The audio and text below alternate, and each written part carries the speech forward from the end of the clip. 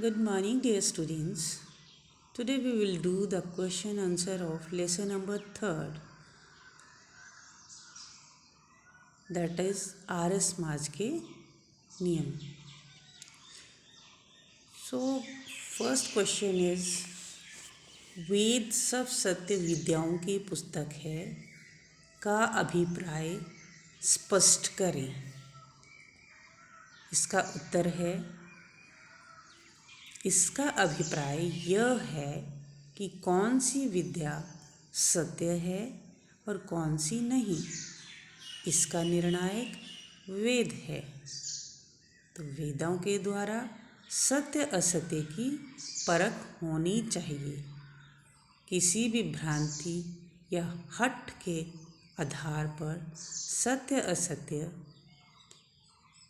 या वेद की परख नहीं हो सकती.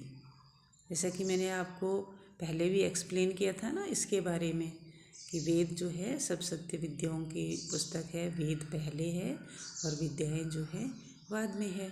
तो जो विद्या कौन सी सत्य है, कौन सी सच है, कौन सी झूठ है, इसका निर्णय कौन करता है? वेद करता है. ठीक है. तो हम सबको क्या है, वेदों का ज्ञान जो है लेना चाहिए. वेदों को पढ़ना चाहिए, सुनना चाहिए. ठीक है.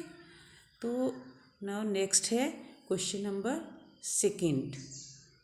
तो क्वेश्चन नंबर 2 है, आर्य समाज के चौथे नियम की व्याख्या करें. इसका आंसर है, समझदार व्यक्ति का कर्तव्य है कि वह असत्य सिद्ध होने वाली बातों पर मान्यताओं को छोड़ता जाए तथा स्वाध्याय और खोज आदि के द्वारा उपलब्ध सत्य ग्रहण करता जाए. व्यक्ति को अपना आचरण सत्य पर आधारित रखना चाहिए. सत्य की खोज तथा उसके आचरण में सदा लगे रहना चाहिए. असत्य को तुरंत छोड़ देना चाहिए.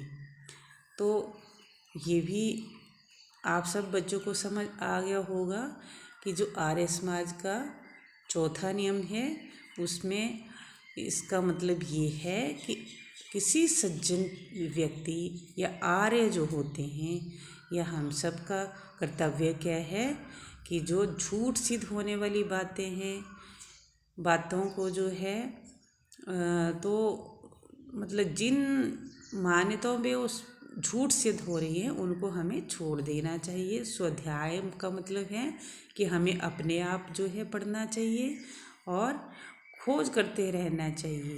किसी ना मतलब कि जब हम पढ़ेंगे तो कुछ ना कुछ नया मिलेगा. तो इस तरह से जो है अपने आप जो है हमें किताबें पढ़ने से तो मीन्स उसका जो है किसी न किसी चीज़ की जो है नया ज्ञान प्राप्त करना चाहिए. तथा इस सब को अगर हम खुद अपना नया नया रोज़ पढ़ेंगे तो उससे जो है हमें जो सच बातें हैं उनका ज्ञान होगा और पता चलेगा. तो व्यक्ति को जो है अपना जो है मतलब कि दिनचर्या आपकी अपनी जो है रोज़ अपनी जीवन में जो है सत्य का मार्ग अपनाना चाहिए. ठीक है. और सत्य की खोज तथा आचरण में सदा लगे रहना चाहिए. और जो है झूठ सिद्ध होने वाली बातों को जो है तुरंत मतलब कि जल्दी ही हमें जो पाप का रास्ता है उसको छोड़ देना चाहिए. ठीक है. तो क्वेश्चन नंबर 3 है, धर्मानुसार अर्थात सत्य असत्य को विचार कर का भाव स्पष्ट करें. ठीक है.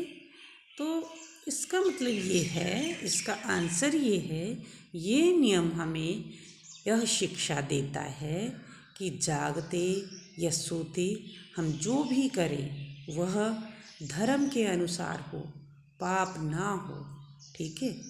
तो मतलब कि जब भी हम जाग रहे हैं, जो हम दिन को कोई दिनचर्या में कोई कार्य कर रहे हैं या हम जब सो जाते हैं तो भी हमें जो सोच विचार आते हैं तो वह भी जो है कैसे होना चाहिए, सत्य के आधार पर धर्म के अनुसार होना चाहिए. ईमानदारी के रास्ते पे चलते हुए हमें जो है सारे कार्य करने हैं।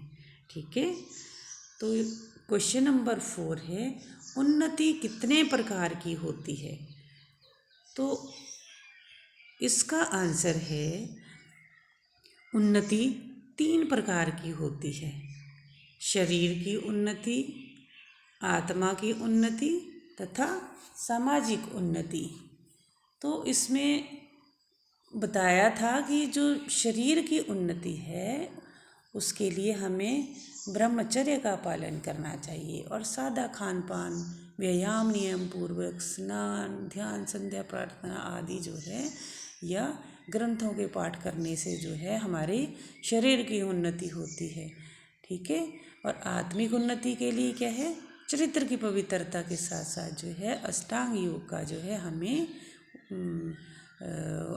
मतलब कि अष्टांग योग द्वारा जो है उसको, अष्टांग योग क्या करता है, हमारे जो है मीन जब हम योगा अपनाते हैं तो हमें जो है हमारी जो आत्मा और परमात्मा का जो है उनका मीन्स की एक तरह से जो है मिलन होता है। ठीक है, तो और सामाजिक उन्नति में क्या है, सामाजिक उन्नति जो है सामाजिक कर्तव्यों का जो है पालन करना है।